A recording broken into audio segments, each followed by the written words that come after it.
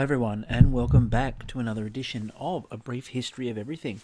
I am Chris and I will be here with you talking about the 1968 Tet Offensive. Now, this is obviously a one-person podcast today. I do not have a co-host with me. We will soldier on nevertheless. So, what I need to lay out first of all is that the Tet Offensive, we're not going to deal with the broadening out of the war before this. Obviously, the Vietnam War and the Indochina conflicts are so broad. I could do an entire series just on them, and indeed, someone like Ken Burns did a very long series. And at some point, I do actually plan on doing a podcast where we just evaluate the Burns documentary series, because there's a lot to dig into there in terms of the way it's depicted, and I'd like to actually do a bit more on the evaluation of history itself.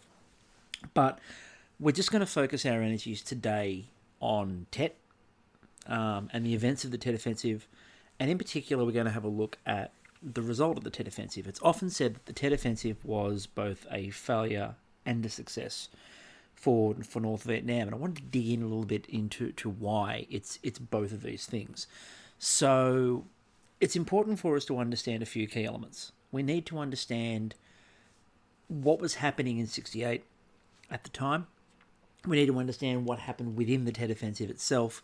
And then we also have to look at what were the aims of the parties. So what were the aims of the North? What were the aims of the United States? And how do these two clash? Because they do. They clash quite firmly over the course of this war. So we need to start with what Tet is. So Tet is the Lunar New Year that happens as a major celebration in that part of the world. Now, the Tet celebrations are normally greeted with a ceasefire, and both sides agree to a ceasefire, and therefore no war.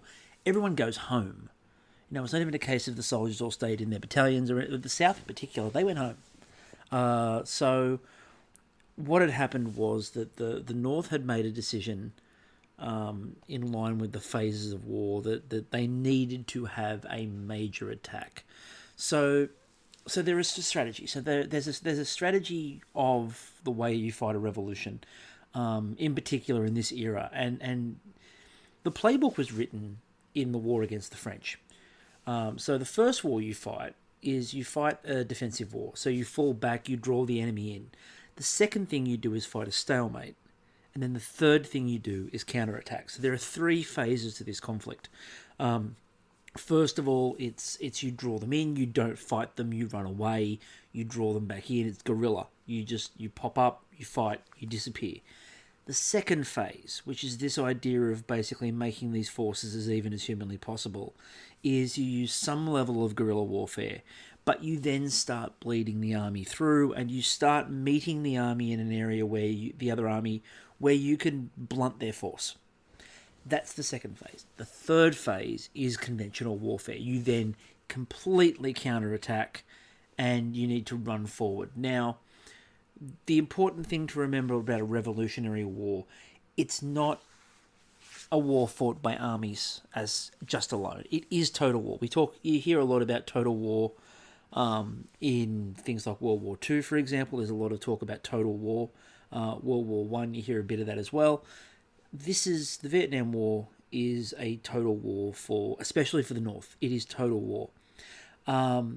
Everybody has to have the same goal. Everybody has to have the same beliefs. Everybody has to be willing to sacrifice personal freedoms, personal liberty for the greater good, as it were. And everyone has to be prepared to do this. The other thing is, too, that a revolutionary war is not a fast war. It's drawn out. Think about the way that the Americans fight the Revolutionary Wars, for example, against the British. The idea behind that was make the British think they need to go home. Right? We don't want to be here anymore. We don't want to keep fighting this war. It's costing us too much. We're losing too many men. Do we really want this territory? That was sort of, again, the British had superior numbers against the Americans in the Revolutionary Wars. And what Washington and co. were able to do was stretch the battles out and fight in such a way that the British just went, we're sick of this. We don't need this anymore. They went home. This is Ho Chi Minh's policy, and it's something that he's tested previously. He's tested this from 47 when the war really kicks off with the French. leading into 55, Dien Bien Phu, and the eventual departure of the French. It's a protracted war. There's a quote which is quite often attributed to Ho Chi Minh. Now, to what extent you can argue it is an actual Ho Chi Minh quote or not, it's very difficult to say for sure. But the quote that was attributed to Ho Chi Minh in 46 when he talked to the French was, "You can kill 10 of my men for every one I kill of yours. But even at those odds, you will lose and I will win." That's the mentality you needed to go into this with, is, you know what, I'm prepared to sacrifice. Are you prepared to sacrifice those things? You need to be able to shift between these phases. You need to move. You can't fight in a very static way. And that includes not fighting one strategy across the country. You fight the strategy in the country that is most applicable to you. So it's a very tricky thing to do. That guerrilla warfare phase is sort of the establishment phase. So 54 to 65, they're fighting this war. There's intense debate within the Politburo within North Vietnam, arguing, do they need to start transitioning? This starts in about 61, 62 with Diem and what's happening in the south. They start feeling like maybe we can get the upper hand there. By 65, they've transitioned into phase 2, which is larger units. They're fighting there. That goes until about 67. And then at 68, and really the Tet Offensive, is where they switch to conventional. The last action, really, of that second phase is the Battle of Khe Sanh. So, in the middle of 1967, North Vietnam decided to switch. They decided it was time to go to the third phase. It was time to launch the Revolutionary War Phase 3. What you were trying to do when you launch that Phase 3, there are a few purposes. First of all, divert. Convince the Americans that they're going to have to fight somewhere else. You don't want to be near the cities. And remember, America believed that the cities in particular were the safest place to be.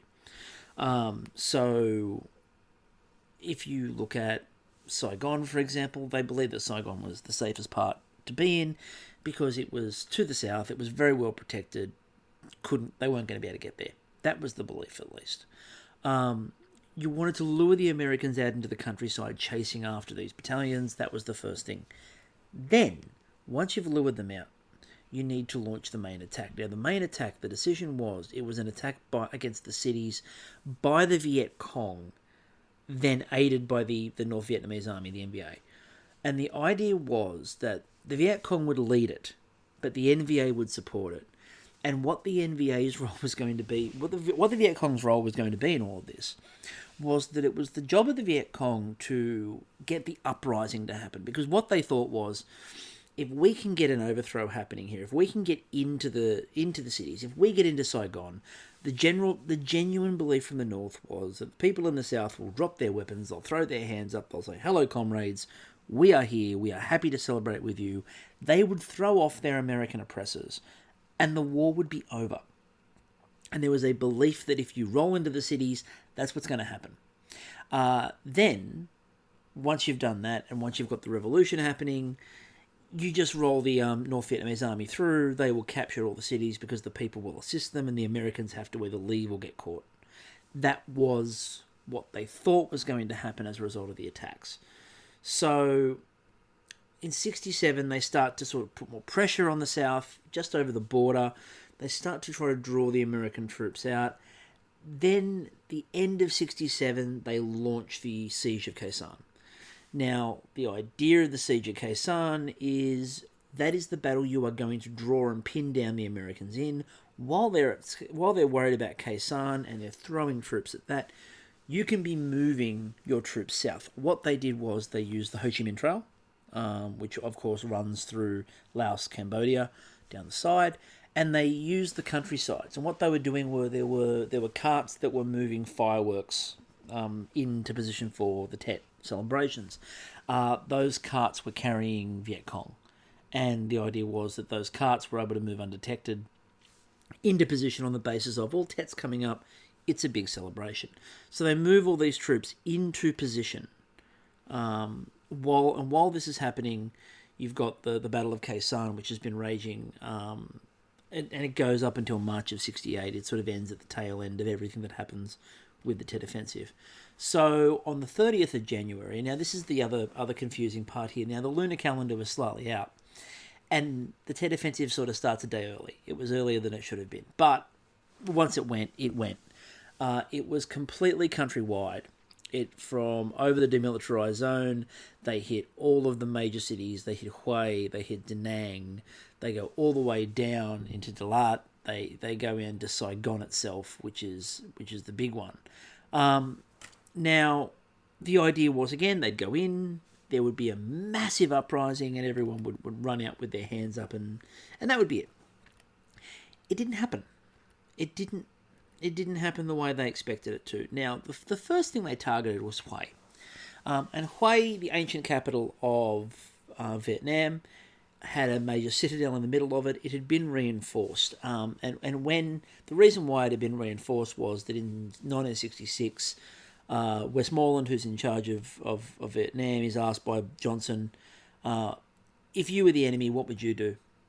And Westmoreland just went, capture Hue. Hue was strategically important. It was also very important in terms of just the significance of having that capital. So the Americans actually had the citadel in the middle very strongly reinforced with American troops and South Vietnamese. So what they did was they filled the centre up with troops. Hue was taken, but you still had that pocket of American and South Vietnamese fighting from the inside out. So it's this sort of weird donut shape, really. You've got the outside, which the Americans are trying to push back in on. Then you've got this sort of ring around Hue, which is all of the north. And then right in the centre of it, you've got Americans and South Vietnamese who are trying to be resupplied with airdrops and things like that to help them out as well. Now, the attacks on the cities, they struck at night. Again, most of the South Vietnamese troops had gone home. The abiding image of this is the American embassy in Saigon. So 14 regulars get inside the American embassy in Saigon. And of course, we talk about this being the television war. Those images are beamed into American homes.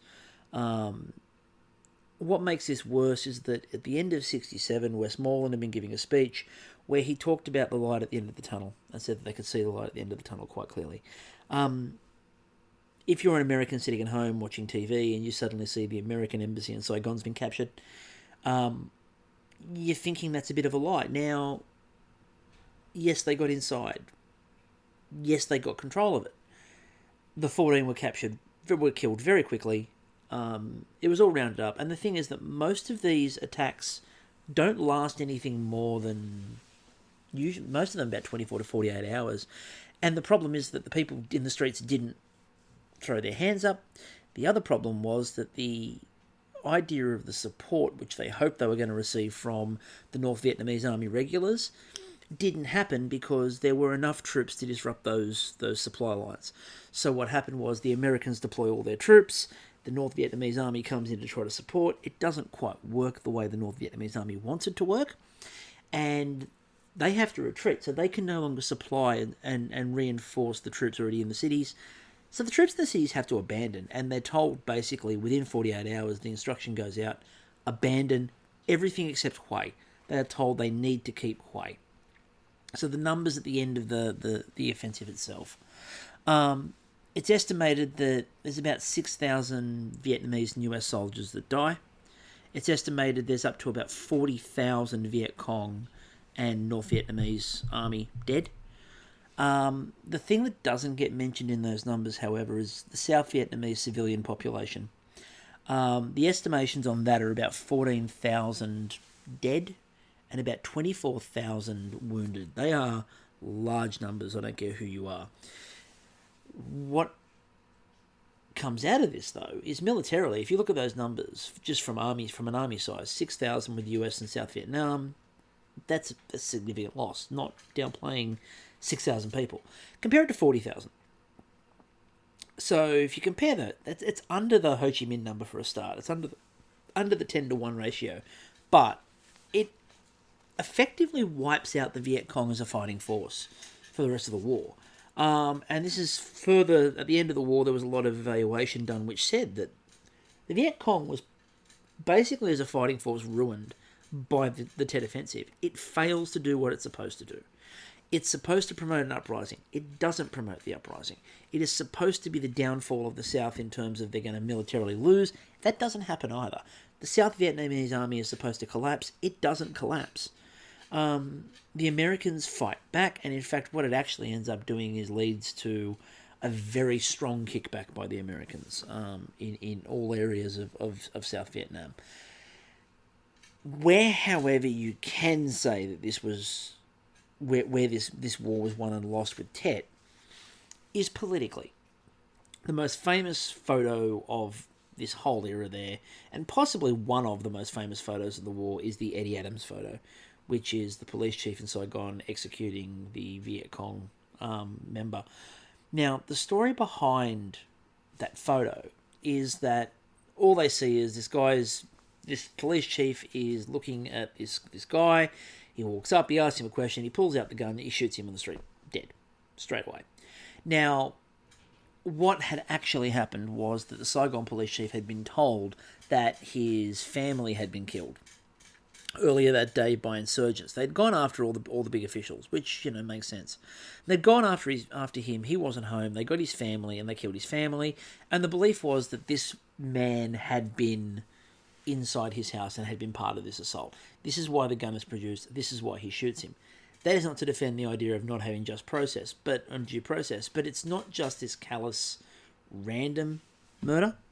There is a logic behind his rationale behind why he did it. If you ask for a justification, he'd say, he killed my family. So again, you can argue that. Now, that is an image that is haunting, and again, Americans see this on the evening news. People see this photo worldwide, obviously, as well as the video footage that accompanied it. It starts that question of good guys and bad guys and shades of grey and who's doing what. Cronkite, America's preeminent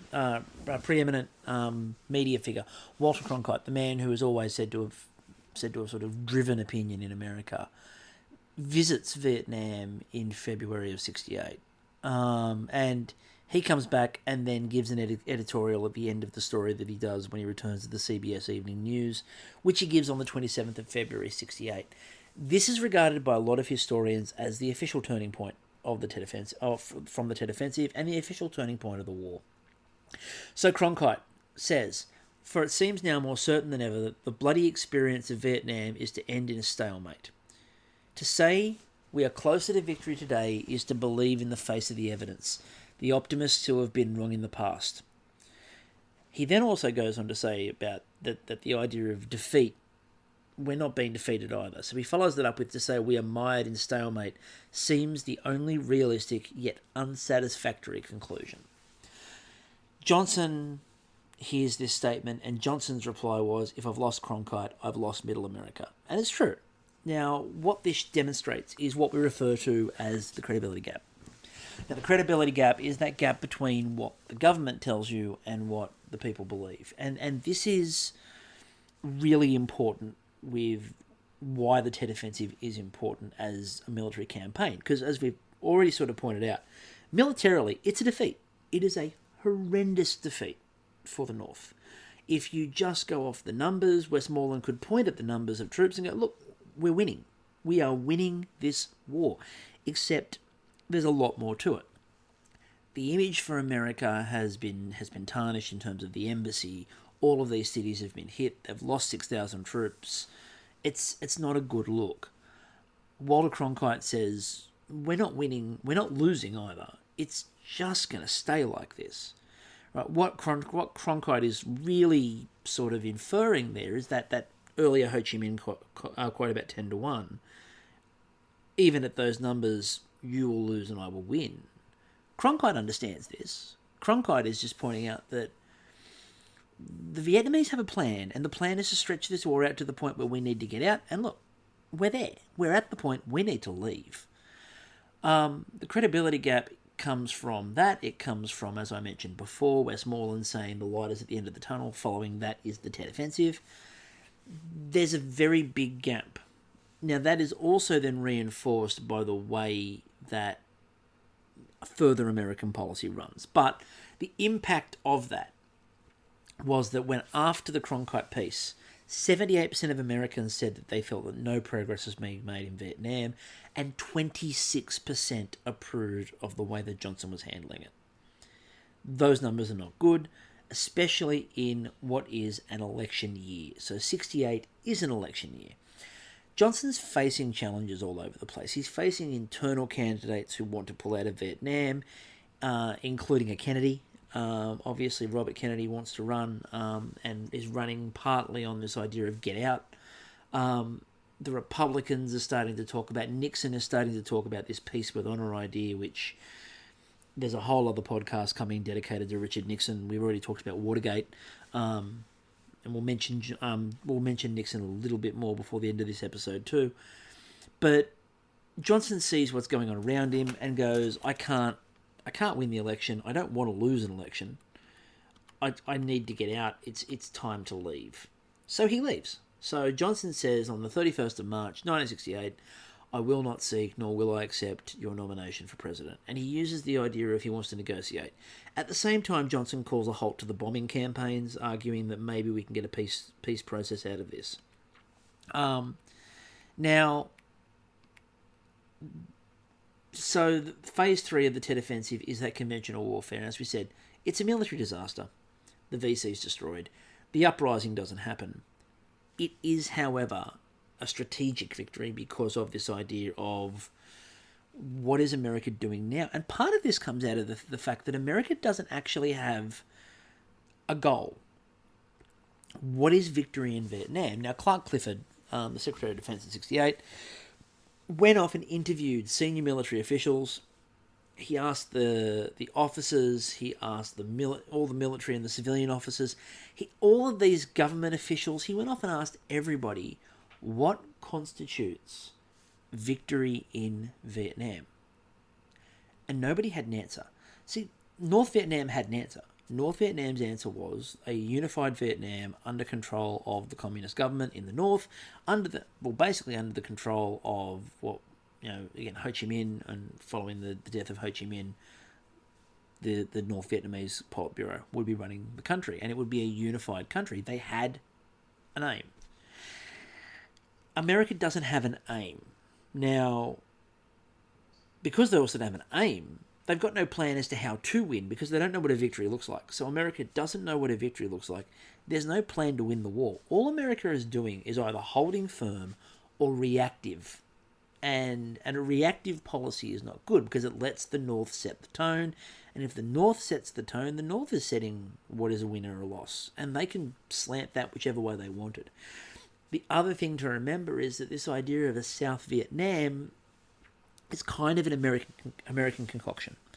You know, the country of South Vietnam begins because America doesn't want Ho Chi Minh to take control of the country. So they create their own South.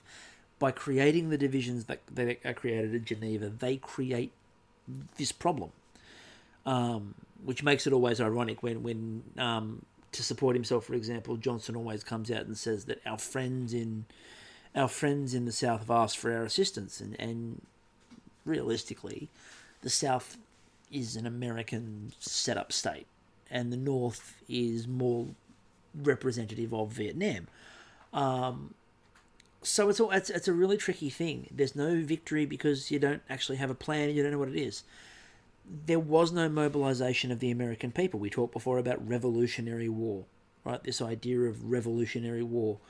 Revolutionary War is total war. The American people were not engaged in total war, nor did they want to be engaged in total war. They didn't believe, in a lot of cases, this was their war. It is, in almost every aspect, it's a civil war that America waded through the middle of.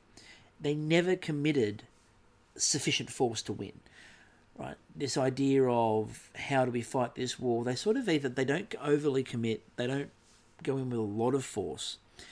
They sort of try to half, win hearts and minds, which doesn't really work because you're trying to win hearts and minds and you're bombing people or you're napalming people. That doesn't win hearts and minds. and they never defined what win meant, so how do you work it out? So the Tet Offensive is a tactical victory, but it is strategically a defeat. Now, this brings up Westmoreland, and in particular, there's a book written by Lewis Sawley on Westmoreland, and it's called Westmoreland, the General Who Lost Vietnam. Now, Sawley was a historian who served in Vietnam. He'd also worked under Westmoreland when he was Chief of the Army. So there are some biases to be considered there.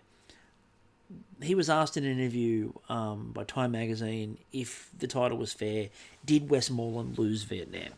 Sawley's response was, yes, eminently. General Westmoreland had complete freedom of action in deciding how to prosecute the war within South Vietnam.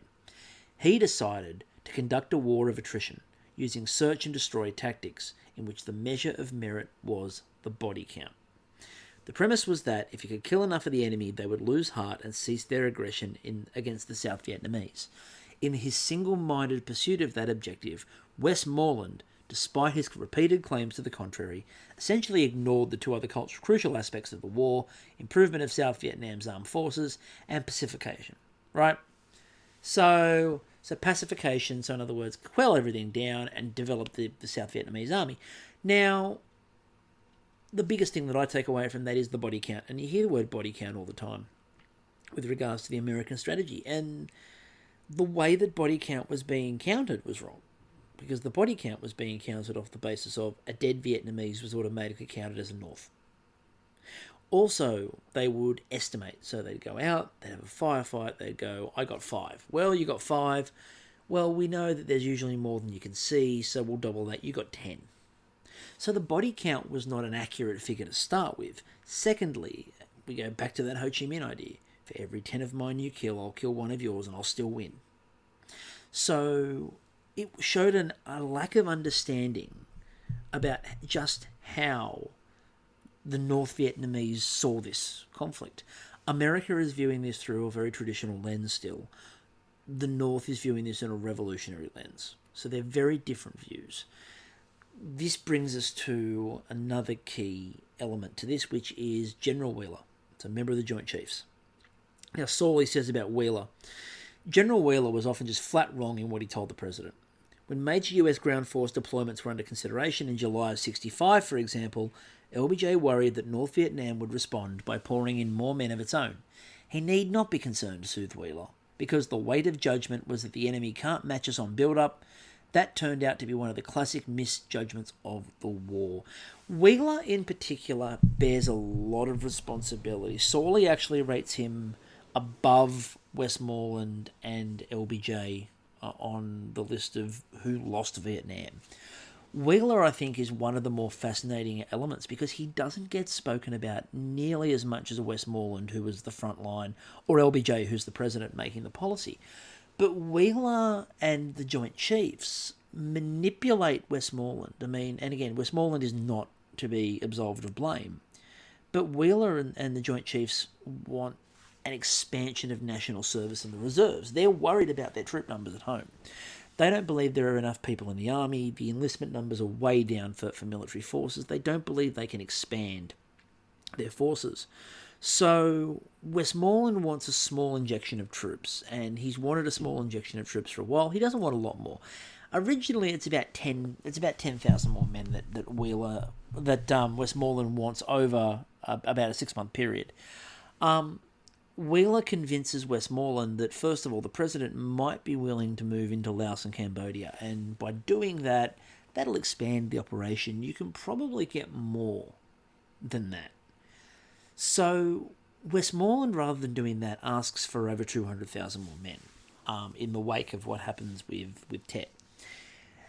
That figure gets turned down by the Joint Chiefs of Staff, and given the Joint Chiefs wanted it, you might ask, well, why did that happen? Well, the reason that happened was that Wheeler and the Joint Chiefs wanted to be able to then point out to Johnson, well, we can't do that, we don't have the numbers. What you need to do, however, is institute national service again and start calling and enlisting men into the army so we can expand our reservists and so we can expand our numbers. In other words, this is sort of a ploy to increase the draft and really bring the draft in.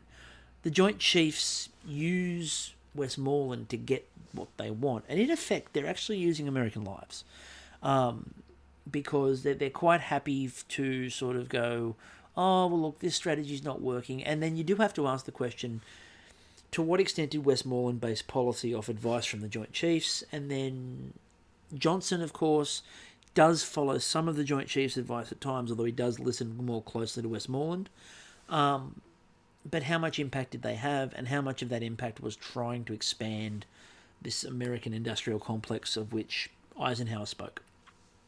So, after the Battle of Hue, Trendo, who was the commander, talked about, and it was after the war, talks about the Tet Offensive.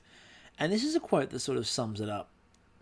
In all honesty, we didn't achieve our main objective, which was to spur uprising throughout the South. Still, we inflicted heavy casualties on the Americans and their puppets, as this was a big gain for us. As for making an impact in the United States, it had not been our intention. But it turned out to be a fortunate result. And I think that sort of speaks to Tet. It's not a success for any purpose that the North actually believed it was going to be. But it ended out more successful than anything you could argue, because you can argue that after the Tet Offensive, the war is on the complete downhill slide. There are troops. There's a couple of soldiers in the documentary, in the Ken Burns documentary on the Vietnam War. There's a couple of them saying, before Tet, we went over there thinking we could win the war. After it, we went over there thinking we were trying not to die. The American view changes. It becomes stalemate. I'm going to serve my tour of duty, and then I'm coming home. And these soldiers, the mindset of the soldiers changes. The other big thing is that the pressure and the jumpiness of those American soldiers increases. You get My Lai. A month after the Tet Offensive, the My Lai massacre takes place, which becomes another big problem for the Americans in terms of this Hearts and Minds campaign. The seek and destroy missions are increased. The napalming of the North starts happening. You eventually end up with Nixon when he wins presidency, which is partly a result of this. Nixon wins the presidency and ups the bombing and bombs Cambodia and bombs Laos. You could also argue that it leads to the downfall of, it leads to the rise of the Nixon government. It's also the downfall because the Pentagon Papers are released off the back of Tet and My Lai, and the Pentagon Papers are the thing that leads to Nixon bringing in the plumbers, who we talked about on the Watergate episode. So this is kind of a major turning point, not just for the Vietnam War as a war, because after this there's no chance America can win it. But it's also a turning point for American society. It is the point that is often pointed out by historians where they no longer trusted their government. The credibility gap begins here, and it kind of never leaves. So I would argue that the Tet Offensive always deserves this sort of more in-depth look. Hopefully we can go into it in a little bit more detail on a broader scope in a future episode where it won't just be me. So we're hopeful that we'll have sort of normal service resumed with a co-host on the next podcast. So keep your ears out for that. Thank you for everybody for listening in. Thank you for everyone for following us along. It's been really good to have all your feedback. We're happy to keep these going. If you've got a suggestion for a topic, please let me know. You can let us know over on A Brief History of Everything on Facebook. You can also let us know that on Twitter. So feel free to let us know anywhere what sort of episodes you would like to see. Also give us feedback on these episodes. We really do appreciate all of the feedback. And until then, I'll catch you all on the flip side.